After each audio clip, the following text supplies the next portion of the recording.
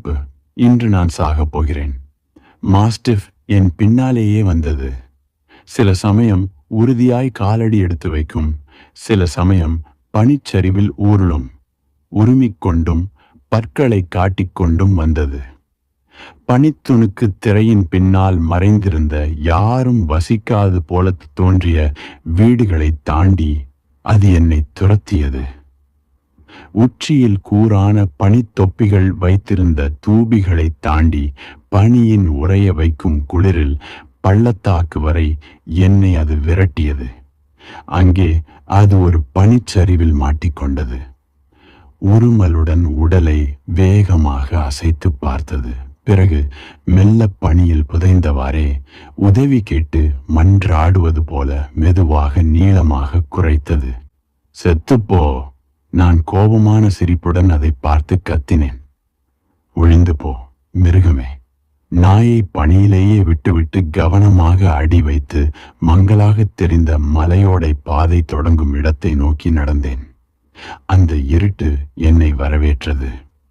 என் காலணிகள் ஆழமான பனிக்குள் தள்ளாட்டத்துடன் நடந்தபோது ஏதோ மிதித்து நடப்பது போல ஒலி எழுந்தது. அந்த ஒலி ஓடை படுகையின் குழிந்த சுவர்களில் பட்டு மீண்டு வருகையில் அச்சமூட்டும் அந்த இடத்தை தனது ஆழமான உள்ளுணர்ந்த எதிரொலியால் நிறைத்தது. மலையோடை சுற்றிலும் அரிக்கப்பட்ட பாறைகள் உயர்ந்து நின்ற ஒரு அகன்ற வடிநிலத்தில் முடிந்தது. பனி என் முழங்கால் அளவும் அதையும் தாண்டியும் வர நான் அந்த நிலத்தினூடாக நடந்தேன்.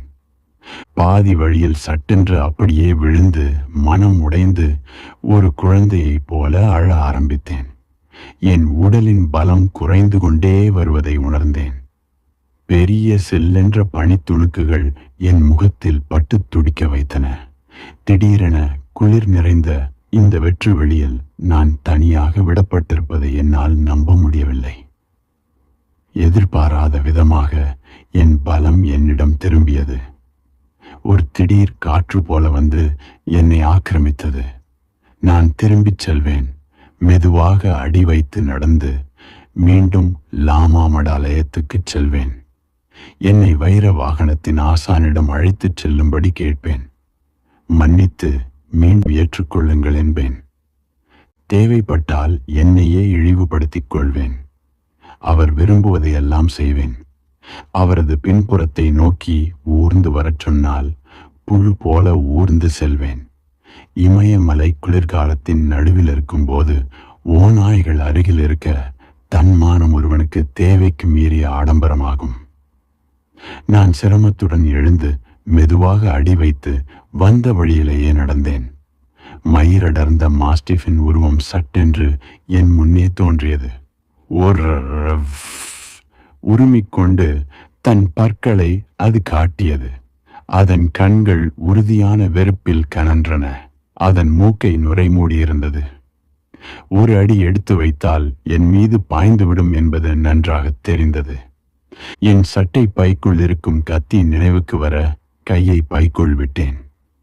அப்போது நினைத்தேன், நான் அதை கொல்ல நினைத்தாலும் அது இறுதி வரை சண்டையிடும். அதன் பற்கள் கூர்மையாக இருக்கின்றன, கத்தி போல கூர்மையாக. இப்போதிருக்கும் நிலையில் நான் இந்த சீற்றமிக்க நாயால் துண்டு துண்டாக கடித்து கிழிக்கப்பட வேண்டுமா? நான் திரும்பி அடிமேல் அடி வைத்து பனியின் வெண்மைக்குள் நடந்தேன். மாஸ்டிஃப் என்னை பின்தொடர்ந்தது. மூச்சு வாங்கிக் கொள்ள நான் நின்ற போதெல்லாம் அது உருமி தாக்க வசதியான நிலையில் தன்னை நிறுத்தி கொண்டது. அது என்னை நெருங்கவில்லை. ஒரு பாதுகாப்பான தொலைவிலேயே வந்தது. என் நடையில் வேகம் குறைந்தாலோ அல்லது நான் மடத்துக்கு திரும்ப நினைத்தாலோ மட்டும் அது என்னை அச்சுறுத்தியது. என் பாதங்களுக்கு அருகில் தம்போக்கில் கற்கள் நீட்டிக்கொண்டு கொண்டிருந்த ஒரு செங்குத்தான சரிவில் என் கால்களை ஒட்டி என்னை அது பின்தொடர்ந்து வந்தது. நான் நின்று சற்று ஓய்வெடுத்த போது நாயும் பல்வரிசைக்கு உள்ளேயும் வெளியேயும் ஓய்வெடுத்தது. அதன் நாக்கு விரைவாக போய் வந்து கொண்டிருந்தது. என்னை நரகத்திற்கு துரத்திவிடும் உறுதியுடன் ஒரு பேயின் கண்களைப் போல அதன் கண்கள் ஒளிர்ந்து கொண்டிருந்தன. பனிச்சரிவு, பனி பொழிவது மெல்ல நின்றது.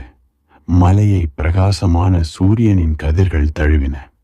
பனிப்பாறைகள் மூடிய சரிவில் எனது பலத்தின் எல்லையில் நின்று கொண்டிருந்தேன். இதயம் மிக வேகமாக துடிக்க, உடல் சூடாகி வியர்த்து விறுவிறுத்து மூச்சு வாங்க நின்று கொண்டிருந்தேன். லாமா மடாலயத்திலிருந்து 3 கிலோமீட்டர் தொலைவு வந்துவிட்டிருந்தேன். ஆனால் தனது பலம் சிறிதும் குறையாமல் சூரிய வெளிச்சத்தில் முன்பை விட மிக பெரியதாக தோன்ற மாஸ்டிஃப் இன்னும் அங்கேயே இருந்தது. எவ்வளவு தூரத்திற்கு என்னை துரத்தி கொண்டு வருவாய்? அதை பார்த்து கத்தினேன். பின்னங்கால்களில் நின்று உர்ரர்ஃப் என்று பதிலுரிமையது. நாங்கள் சரிவில் ஏறத் தொடங்கினோம். மண்ணும் கல்லுமான வழித்தடம் சமனடைந்து இருபுறமும் உயர்ந்து நடுவில் குழிந்த பாதையானது. எதிர் திசையிலிருந்து குளிர்ந்த காற்று என் முகத்தில் வீசியது. கண்களை மூடி விசில் சத்தத்துடன் வீசிய குளிர்ந்த காற்றும் தரையிலிருந்து கிளம்பி காற்றில் என்னை சுற்றி சுழன்ற பனித்துணுக்குகளும் தந்த குளிர்ச்சியை அனுபவித்தேன். எனக்கு சில மீட்டர்கள் பின்னால் மாஸ்டிஃப் உடல் உதறியபடி வந்தது. காற்று அதன் கலைந்த உடல் ரோமங்களை உடலோடு அழுத்தும் போது அது மிகவும் மெலிந்து போய் நீருக்குள் விழுந்த பூனையைப் போல தோன்றியது. அது மிகவும் சலிப்புடனும் வெறுப்புடனும் காணப்பட்டது. நான் அதை அச்சுறுத்துவது போல கையை நீட்டி உரக்க கத்தினேன், எங்காவது போய்த் தொலை. அது அசையவில்லை. என்னை கெஞ்சுவது போல பார்த்தது. துக்கத்துடன் கிட்டத்தட்ட பாவப்பட்ட நாய் என்று நினைத்து கொண்டேன். நீ கூட ஒரு நாய் போலத்தான். நாம் இருவருமே நாய்கள்தான். நமது கடியை விட குறைப்பு மோசமானது. என் முதுகுப்பையை கழற்றி பனித்தரையில் போட்டேன். அப்படியே அதன் மீது விழுந்தேன். விழுந்த கணமே விசித்திரமானதொரு அசைவை உணர்ந்தேன். மாஸ்டிஃப் எழுந்து நின்றது. தலையை நீட்டி வலது பக்கமாக சுழற்றி பார்த்தது. மலைச்சரிவில் எங்களுக்கு மேலாக எதுவோ நகர்ந்தது. ஏதோ ஒன்று வெள்ளையாக முட்டை வடிவில் பலூன் போல பருத்தபடியே எங்களை நோக்கி வேகமாக உருண்டு வந்தது. சட்டென்று எனக்கு புரிந்தது பனிச்சரிவு. நாயை பார்த்து கத்தியதில் நான் தான் பனிச்சரிவை உண்டாக்கிவிட்டிருந்தேன். தனக்கு அடியில் இருந்த கருங்கல் பாறைகளின் கரும் பரப்பை வெளிப்படுத்தியபடி திரண்டு நகர்ந்து ஒரு பெரிய சுவராக விரைந்து வளர்ந்தபடி இருந்த சீற்றமிக்க வெண்மையைக் கண்டு உறைந்து போனேன். ஒரு கடுமையான மோதலை எதிர்பார்த்த மாஸ்டிஃப் முனகல் ஒளியுடன் தன் தலையை தோள்பட்டைகளுக்குள் இழுத்து கொண்டது. ஆனால் தன்னிடத்திலிருந்து அது நகரவில்லை. உதவுங்கள் என்பது போல என்னை அது பார்த்தது. சற்று தொலைவில் தரையிலிருந்து நீட்டிக்கொண்டிருந்த ஒரு பாறையை நோக்கி பாதி தாவலிலும் மீதி பறத்தலிலுமாக போய்க் கொண்டிருந்தேன். நான் பாறையின் பின்னால் சென்று மறைந்த அக்கணம் அந்த வெள்ளை சீற்றம் என்னை மிதித்து தாண்டிச் சென்றது. 100 குதிரைகளின் குளம்பொலியுடன் சத்தம் அதிகமில்லாத வழுக்கல் ஒளி எழும்பி அடங்கிய பின் திடீரென ஆழ்ந்த நிசப்தம். எல்லா பக்கமிருந்தும் கனமான குளிர் போர்வை என்னை அழுத்தி மூடியது. நான் பனிக்கடியில் புதையுண்டேன். நான் பின் சென்று மறைந்த பாறையின் கடினத்தன்மையை என்னால் உணர முடிந்தது. அதன் மீது சாய்ந்தபடி எழுந்து நிற்க முயன்றேன். பனியின் கனம் என் தோள் பட்டைகளிலிருந்து நழுவ வெளிச்சம் கண்ணுக்கு தெரிந்தது. பாறை பனிச்சரிவை பிளந்து அதன் 2 பக்கமும் பனியை பிரித்து விட்டிருக்கிறது. பாறைக்கு மேல் வந்து நழுவிய மேலடுக்கு பனி மட்டுமே என் மேல் விழுந்திருந்தது. என்னை சுற்றி எல்லாமே வெள்ளையாக இருந்தன. மாஸ்டிஃப் இருந்ததற்கான தடயமே இல்லை. என் முதுகுப்பை இருந்த இடமும் தெரியவில்லை. நான் தோண்ட ஆரம்பித்தேன். என் கைகளை குட்டி மண்வெட்டிகளாக பயன்படுத்தி பனியை தோண்டி தூர எறிந்தேன். உறைந்த மண் தரையை அடைந்த போது அது 2 மீட்டர் ஆழ பள்ளமாக இருந்தது. ஆனால் அங்கே என் பை இல்லை. பனிச்சரிவின் வேகம் அதனை சில மீட்டர்கள் முன்னே தள்ளி கொண்டு போயிருக்க வேண்டும் என்று நினைத்தேன். எனவே பள்ளத்திலிருந்து வெளியே வந்து அதிர்ஷ்டமான இடம் என்று தோன்றிய இடத்தில் மீண்டும் தோண்ட ஆரம்பித்தேன். அங்கே மாஸ்டிஃப் கிடந்தது. அதன் உடல் வெம்மையை கொண்டிருக்கவில்லை, ஆனால் உயிரில்லை. மூக்கு உப்பி பெருத்திருக்க தொண்டை வரை பனி அடைத்திருந்தது. அதை பள்ளத்திலேயே விட்டுவிட்டு மேலே வந்தேன். எல்லாவற்றையும் விழுங்கியிருந்தது. எனது ஆடைகள், குறிப்பேடுகள், புகைப்படக் கருவி, புகைப்படச் சுருள்கள், மருந்துகள், ஆவணங்கள், மொத்தமாக எல்லாவற்றையும்.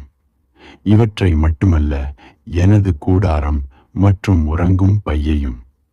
இரவு என்னை கொல்லப் போகிறது. பைத்தியம் பிடித்தாற் போல் நான் மீண்டும் தோண்ட ஆரம்பித்தேன். 4 இடங்களில் 4 பள்ளங்கள் தோண்டினேன். பிறகு 5ஆவதையும் 6ஆவதையும்.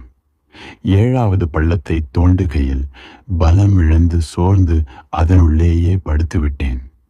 வேதனையும் புரிதலும். எப்பேற்பட்ட முட்டாள் நான்! நாயை பார்த்து கத்தியிராவிட்டால் இந்த பனிச்சரிவு ஏற்பட்டிருக்காது. இங்கே நின்று கொண்டிருக்க நேர்ந்திராவிட்டால் இந்நேரம் வேறு எங்காவது இருந்திருப்பேன். நான் பெருக்காமல் இருந்திருந்தால் இறக்காமல் இருப்பேன். நான் வாழ்ந்திருக்கவும் மாட்டேன். என் பள்ளத்திலிருந்து வெளியேறி மற்ற பள்ளங்களுக்கு அருகே நான் தோண்டி குவித்த பனியை பார்த்தேன். சூரியனை நோக்கி உறைந்த கைகளை உயர்த்தினேன். இவை குழந்தையாக இருந்தபோது இருந்த எனது கைகள். ஒருபோதும் நானாக முடியாத கிழவனின் கைகளும்.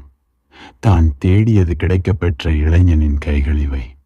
கடைசியில் இந்த பனி மூடிய மலைக்கணவாயில் ஞானமடைந்து புத்தனாக போகிற அடுத்த கோடை வரை நிர்வாணத்தில் இங்கேயே அமர்ந்திருக்கப் போகிற எதையும் எதிர்பார்க்காத தாந்திரீக ஆசானின் கைகளும் இவை. காற்று அவரது தாடியை அலைக்கழிக்கும். காதோரம் விசில் சத்தத்துடன் செல்லும். ஆனால் அதையெல்லாம் அவர் கேட்க மாட்டார். மௌனமே அவரது புகலிடம். மனதில் உயர்ந்த எண்ணங்களை விரும்பினேன். நான் விலகி ஒதுங்கியிருக்கும் இந்நேரத்தில் விதிப்படி எனக்கு நிகழவிருப்பதை ஏற்றுக்கொள்ள அவை உதவும். ஆனால் என் நனவிலி மனம் தொடர்ந்து கசப்பையும் பழிதீர்த்தலையும் அச்சத்தையும் வெளியே கொட்டிக் கொண்டிருந்தது. எனக்குள்ளே என்ன நடக்கிறது என்று தெரிந்தும் என்னால் ஒன்றும் செய்ய முடியவில்லை. அந்த தீய எண்ணங்களின் பாய்ச்சல் அவ்வளவு வலுவாக இருந்தது. அந்த பலம் என்னை எழுப்பி பனித்தரையில் நடக்க வைத்து இறந்த மாஸ்டிஃபை நான் விட்டுவிட்டு வந்த பள்ளத்திற்கு கொண்டு சென்றது. அது என் சட்டை பைக்குள் கைவிட்டு கத்தியை எடுத்து கையில் திணித்தது. என்னை சுற்றி ரத்தம் குட்டையாக நிற்கும் வரை கையை மேலும் கீழும் வீசி நிறுத்தாமல் மாஸ்டிஃபை குத்தச் செய்தது. இரத்தம் பனியையும் என் கால்சராயின் முழங்கால் பகுதியையும் நனைத்தது. அப்போது நான் வேண்டுமென்றே என்னை மரணத்தின் மடியில் தள்ளிய மடத்தைச் சேர்ந்த அந்த மனிதத் தன்மையற்ற நபர்களையும் கத்தியால் குத்தினேன். பழிதீர்க்கும் ஆசை வடிந்த பின் எனக்குள் இருந்த குழந்தை அவர்கள் யாரென்று காட்டிய பின் நான் பள்ளத்திலிருந்து வெளியேறி இரத்தம் தோய்ந்த என் கைகளை சூரியனை நோக்கி உயர்த்தினேன். ஸ்ருங்கள். காற்றின் பாய்மரங்களில் ஏறி யோகானந்தரின் குரல் என்னை நோக்கி மிதந்து வந்தது. இந்த உலகம் உங்களது வீடு. உங்களது வீட்டில் நீங்கள் என்ன வேண்டுமானாலும் செய்யலாம். Haha haha. கணவாயின் உச்சியில் கடல் மட்டத்திலிருந்து 4000 மீட்டர் உயரத்தில் தனது நாட்டை விட்டு கொடுத்த பிறகு லியர் செய்தது போல வானிலுள்ள கடவுளர்களுக்கு சவால் விட்டபடி நின்றேன். விரல்களுக்கு நடுவே பேனாவை வைத்திருக்கும் போது மிகவும் பயங்கரமானவையாகிவிடும் கைகள் இவை. பெரியத்துக்குரிய பெண்ணை தழுவும் போது நிஜமாகவும் உண்மையாகவும் மகிழ்ச்சி கொள்ளும் கைகள் இவை. இத்தனை ஆண்டுகள் களங்கமற்றவனாக இருந்துவிட்டு கடைசியில் இறந்து போன ஒரு நாயை கொன்ற மனிதனின் கைகள் இவை. Haha haha. நான் சிரித்தேன். ஏற்கனவே பாதி பைத்தியமாகி என்னை புதைக்கப் போகும் இதுதான் கடைசி பனிச்சரிவுக்காக காத்திருக்கிறேன். மண்டியிட்டு அமர்ந்து கால்சராயின் முழங்கால்களில் படிந்த இரத்தக்கரையை அகற்றினேன். தாந்திரீகத்தின் கத்தி தன் முனைப்பை கொல்ல முடியாமல் குத்த மட்டும் செய்தபோது தெரித்த இரத்தத்தின் கரையை அகற்ற எனது ஆன்மா விரும்பியது போல கரை அகன்ற பின்னும் தொடர்ந்து தேய்த்து கொண்டிருந்தேன். தனிமையும் புதிய பாதை காணலும். எனக்கு இடதுபுறம் இருந்த வெண்ணிற மலையுச்சியின் பின்னால் சூரியன் இறங்கிக் கொண்டிருந்தது. கருநிழல் ஒன்று கணவாயை விழுங்கத் தொடங்கியது. இரவின் முன்களப் படையணியான அது ஓர் எதிரியைப் போல ரகசியமாக மலையோடை பாதை வழி ஊர்ந்து வந்தது. கீழே இரவு ஒன்றும் அவ்வளவு குளிராக இருக்காது என்று நினைத்தேன். குகை ஒன்றை தேடி அதில் அடங்கிவிடலாம். அப்படியே இன்னும் 1 அல்லது 2 நாட்கள் பிழைத்திருக்கலாம். பனியில் சிரமத்துடன் நடக்க ஆரம்பித்தேன். பனி விரிப்பின் மேல் பகுதி உறைந்து ஓடு போல் ஆகத் தொடங்கியிருந்தது. 5 அல்லது 6 அடிகள் வைத்த பின் எதிலோ தடுக்கி தடுமாறி முகம் குப்புற பனியில் விழுந்தேன்.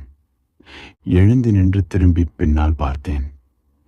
வெள்ளை பனிக்குவியலுக்கு வெளியே நீட்டிக்கொண்டு எனது உறங்கும் பையின் ஒரு மூலை தெரிந்தது. நான் கத்தினேன். பைத்தியம் போல தோன்றினேன். உறங்கும் பை மட்டுமல்ல, எனது முதுகுப்பை, கூடாரம் இவற்றையும் அங்கிருந்து விரைவாக தோண்டி கண்டெடுத்தேன். இந்த கொடிய வெளியில் கழிக்கவிருக்கும் முதல் இரவில் நான் உறைந்து போகப் போவதில்லை.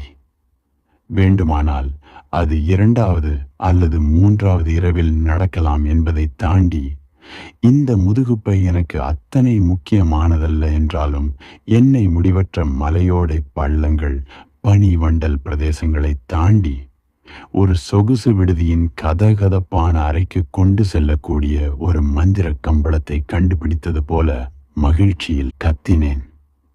விலைமதிப்பற்ற எனது சொத்துக்களை சுமந்து கொண்டு கணவாயின் அடுத்த பக்கம் இருக்கும் தாழ்வு பகுதிகளை நோக்கி தள்ளாட்டத்துடன் நடந்தேன். அப்போதுதான் அவர்கள் என் கண்ணில் பட்டனர். கொடும் புயலால் அலைக்கழிக்கப்பட்டு பிரபஞ்சத்தின் ஆழம் வரை பாய்ந்திருக்கும் ஒரு முடிவற்ற கொந்தளிக்கும் கடலை போல என் முன்னே அவர்கள் நின்றனர். சூரிய ஒளியில் ஒளிர்ந்து மின்னிய அதே வேளை அலை பாயும் நிழல்கள் மேலே விரவியிருக்க மணற்பாறைகளிலும் சுண்ணப்பாறைகளிலும் அமைந்த விசித்திர உருவங்களின் கருங்கல் சமவெளியில் கூறாக அல்லது 3-4 கொம்புகளாக செதுக்கப்பட்டு நீட்டிக்கொண்டிருக்கும் வெண்ணிற கூம்புகளும் அவற்றுக்கு கீழே எண்ணற்ற சிறிய கூம்புகளும் தான் அவர்கள். மேலே மூடியிருந்த பனி காற்றில் அடித்துச் செல்லப்பட்டதால் சிலர் கருப்பு அல்லது அடற்பழுப்பு வண்ணத்திலும் காணப்பட்டனர். மற்றவர்கள் கண் கூசும் வெண்ணிறத்தில் இருந்தனர். அவர்கள் அச்சத்தில் நடுங்கி ஒழுங்கின்றி சிதறி கிடந்த பொங்கூசி பாறை வீரர்கள் ஒரு நிரந்தர அமைதி ஒப்பந்தத்தில் உறைந்து போய் நின்று கொண்டிருந்தார்கள். அவர்களுக்கு நடுவே பாம்பு போல நீண்ட முடிச்சிட்ட இடையில் சிதைந்து போன கல்விலா எலும்புகள். பூமிக்கு கீழிருந்து வந்த அழுத்தம் அவற்றை அமுக்கி ஒன்றன் மீது ஒன்றாக அடுக்கி அவற்றுக்கு நடுவே படி அமைப்பு சரிவுகளை கொண்ட அகண்ட பள்ளங்களையும் குறுகலான ஆற்றுப்படுகைகளையும் ஏற்படுத்தியிருந்தது. அவற்றுக்கும் கீழே உடைந்த பாறைகளின் துண்டுகள் நழுவி வந்து ஒன்று சேர்ந்து முடிவற்ற காம விளையாட்டின் குறியீடான லிங்கங்கள் வடிவில் தம்மை அமைத்துக் கொண்டிருந்தன. இவற்றை கொண்டே இந்த மலைகள் தம்மை பராமரித்து கொள்ளவும் புதுப்பித்து கொள்ளவும் செய்கின்றன. ஒழுங்கு குறைவு இருந்தாலும் எல்லாமே தமக்குரிய இடத்தில் இருந்தன. ஒற்றை கல் கூட அது இருக்கக்கூடாத இடத்தில் இல்லை. எல்லாமே நிரந்தரமானவையாக, சுதந்திரமாக, அமைதியுடன் இருந்தன. மலைகள் சுதந்திரமானவை. அவற்றின் நிரந்தர தன்மையில் எனது நிலையாமை பிரதிபலித்தது. மலைகள் இருக்கின்றன. நான் இருக்க முயல்கிறேன். அதனால்தான் நான் இறந்து போக வேண்டியிருக்கிறது. என் கண்களில் நீர் கோர்த்தது. எனக்கு மேல் ஒரு ஜோடி சிறகுகள் அடித்து கொண்டன. அதன் நிழல் பனி மூடிய தரையில் பின்தொடர கணவாயை கடந்து ஒரு பெரிய பறவை பறந்தது. தனிமையின் நிசப்தம் தனிமையின் இரைச்சல். என்னை தனிமை சூழும்போது எனது வாழ்க்கை இரைச்சலாக இருக்கிறது. முடிவற்ற வாதங்கள், முடிவற்ற பிரதிவாதங்கள், முடிவற்ற சிந்தனை, உணர்ச்சி துணுக்குகள். ஏதோ என்னுள் மலைகள் உருக்கொள்வது போல பெரும் சத்தங்களுடனும் மோதும் உராய்வில் கீச்சிடும் ஓசைகளுடனும் இவை நடக்கின்றன. ஆனால் அவை எல்லாமும் எப்போதும் அவற்றுக்குரிய இடத்தில் அமைந்திருக்கும் என் முன்னே உள்ள மலைகளைப் போலில்லை. தொலைவில் மௌனக் கடலின் அந்த பக்கம் இருந்து மேளச் சத்தமும் பெரும் ஓசையான ரடோங்குகளின் பிளிரலும் மெலிதாக என்னை நோக்கி மிதந்து வந்தன. நான் பின்னால் திரும்பி பார்த்தேன். வெண்ணிற மலைச்சரிவுகளுக்கு அப்பால் ஒரு கொடும் பாறையின் மீது அமைந்த தேற்கு முக ஸ்வஸ்திகா சின்னத்தின் லாமா மடாலயம் தெரிந்தது. மலைமுகத்தில் ஒரு கொத்தான அணிகலனாக அஸ்தமன சூரியனில் பொன்னிறத்தில் மின்னியபடி ஒரு மாயம் போல நம்ப முடியாததாய் அது இருந்தும் நான் அதை நலிந்த என் உடலினும் யதார்த்தம் என்று நான் அழைக்கும் கனவுகளை விடவும் நிரந்தர தன்மையுடையதாய் என் மனதார உணர்ந்தேன். தொலைவில் இருந்து பார்க்கும்போதுதான் அந்த சுவர்களுக்குள் இருந்து நான் வாழ்ந்தவையெல்லாம் எவ்வளவு தூரம் அழிக்க முடியாதவை என்பதை உணர முடிந்தது. அவை எல்லாமே என் நினைவில் கலைந்து கிடந்தன. எல்லாமே திருகி முடிச்சிட்ட ஒளி துணுக்குகளாக இருந்தன. ஆழ்ந்த பொருளுடைய வழிபாடுகளும் இரகசிய பாலுறவு சடங்குகளும் ஈரமான நிலவரை கூடங்களும் மூச்சு முட்ட வைக்கும் தூப புகையும் படபடக்கும் பிரார்த்தனை கொடிகளும் பல்லில்லாத முதிர்வயது பெண்களும் அழகு, அச்சம், நம்பிக்கைகள், மாற்றங்கள் இவற்றின் துணுக்குகள். ஈடேறாத பெரிய எதிர்பார்ப்புகளின் துணுக்குகளும் யதார்த்தமும் அர்த்தமும். எப்படி அது சாத்தியம்? என்னை நானே தேடியபடி வாழ்வது எப்படி சாத்தியம்? நானாக இருப்பதன் உண்மையை அறிந்திருக்கிறேன். ஆனால் நான் நினைத்து கொண்டிருக்கும் நான்கும் நிஜத்தில் இருக்கும் நான்கும் இடையே ஓர் இடைவெளி இருக்கிறது. விளிம்பிலிருந்து என் மையத்தை நோக்கி நகர்வதை ஏதோ தடுக்கிறது. ஏதோ சரியில்லை. எனக்குள் வாழ்வதற்கு பதிலாக விலகி நிற்றலின் நிரந்தர குளிரில் வாழ்ந்து கொண்டிருக்கிறேன். உள்ளே புக உகந்த இடத்தை பார்த்து கொண்டிருக்கும் திருடனைப் போல நான் என்னையே சுற்றி வந்து கொண்டிருக்கிறேன். நான் அளவுக்கு குறைவாக வன்முறை கொண்டுள்ளேனா? அல்லது நான் தவறான கேள்வியை கேட்டுக்கொண்டிருக்கிறேனா? நானே எப்படி இதை அறிய முடியும்? ஒருவேளை கேள்வி இப்படி இருக்க வேண்டுமோ? நானே என்னை அறிந்திருக்கவில்லை. எப்படி இது சாத்தியம்? நிச்சயமாக அது நான் தான். என்னிடமிருந்து என்னை பிரிக்கும் வேலியை உருவாக்கி அதை பராமரித்து வருவது நானேதான். ஏன் இதை நான் செய்கிறேன்? அல்லது இன்னும் துல்லியமாக சொன்னால், எப்படி இதை நான் செய்கிறேன்? ஏன் என்னால் உள்ளவற்றை உள்ளவாறே பார்க்க கூடாமல் போகிறது? பிரச்சனை என்னவென்றால், யதார்த்தம் என்றால் என்னவென்று எனக்கு நானே விளக்கிக் கொள்கிறேன். எனக்கு புரிந்த மொழியில் அதை மொழிபெயர்த்துக் கொள்கிறேன்.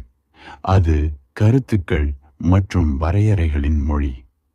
இப்படி செய்வதன் மூலம் நான் யதார்த்தத்தை நெருங்க முடியும் என நம்புகிறேன். ஆனால் உண்மையில் அதில் யதார்த்தம் குறித்த எனது விளக்கங்களை மட்டும் நான் தொட்டுணர முடிகிற ஒரு கனவு மேகத்தை மட்டுமே உருவாக்குகிறேன். எனக்கும் யதார்த்தத்துக்கும் இடையில் உலகம் நிற்கிறது. எனக்கு புரிந்த மொழியில் விஷயங்களை மொழிபெயர்த்துக் கொள்கிறேன். ஆனால் அதே நேரம் இயற்கையாக அமையாத ஒரு சூழ்நிலை பொருத்தப்பாட்டை அவற்றின் மீது திணிக்கிறேன். அந்த பொருத்தப்பாடு குறிப்பிட்ட அந்த கணத்தில் என் உணர்வுகள் உண்டாக்கும் மாயத் தோற்றம்தான். உறைய வைக்கும் பனிக்குவியல்களால் ஆன கொடுவெளியை பார்த்து நினைக்கிறேன். கொடுமையான குளிர்காலம். இது குரூரமானது. யாரை பற்றியும் அதற்கு அக்கறை இல்லை. இது என்னை கொல்லப் போகிறது. அடடா, இந்த முடிவில்லாத குளிர்காலம்தான் எத்தனை அழகு! எப்படி அது கை நீட்டி என்னை அழைக்கிறது! என்ன ஒரு பிரமாதமான விடுமுறை! உறைந்த எனது கைகால்களை அசைத்தேன். சட்டென்று வீசிய காற்று உலர்ந்த பனித்துணுக்குகளை கொத்தாக என் முகத்தில் அடித்துச் சென்றது.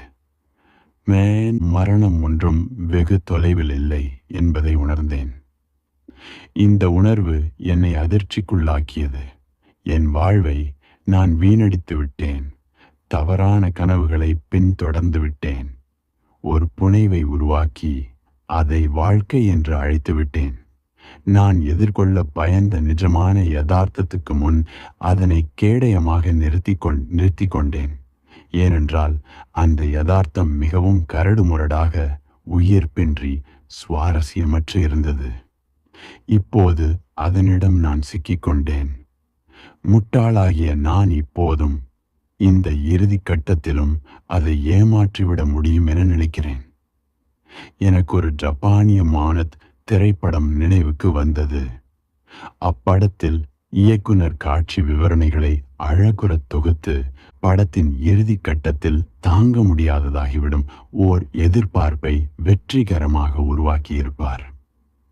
அந்த படத்தில் திடீரென்று ஒரு கதாபாத்திரம் பேசிவிடுமோ என நினைத்து நான் அடைந்த பீதி நினைவுக்கு வந்தது. அவன் வாயை திறந்து பேசினால் எல்லாமே நாசமாகிவிடும். வார்த்தைகள் என்பவை உலகின் ஜன்னல் மீது நாம் தொடர்ந்து எரியும், அதனை ஊடுருவி பார்க்க முடியாத திரையாக மாற்றிவிடும் கற்கள்தான் என்று தோன்றியது. ஒவ்வொரு வார்த்தையும், மிக நேர்மையான வார்த்தையும் கூட தன்னளவில் ஒரு சிறிய பொய்யாக இருக்கிறது. அது உணர்வை சிந்தனைக்குள் மொழிபெயர்ப்பதாக, அதனால் அதனை தோராயமான ஒன்றாக மாற்றுவதாக இருக்கிறது. நாம் அனைவரிலும் சிந்தனையை மேற்கொள்வது தன்முனைப்பு. தன்முனைப்பு ஒரு முகமூடி.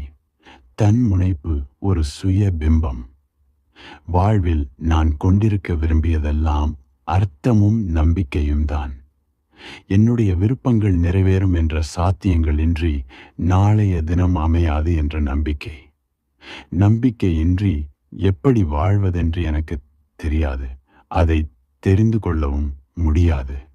நாளை, நாளை, மறுநாள் அல்லது எதிர்காலத்தில் ஒரு நாள் வாழ்வதில் என்னுடைய முயற்சிகளுக்கு வெகுமதி கிடைக்கும் என்ற நம்பிக்கை இல்லாவிட்டால் ஒவ்வொரு நாளும் கதகதப்பான படுக்கையிலிருந்து ஊர்ந்து இறங்கி ஒரு புதிய நாளின் மோசமான வானிலைக்குள் எப்படி நான் செல்ல முடியும்?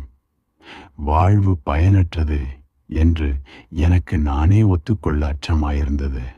நாளை என்பது மாயை.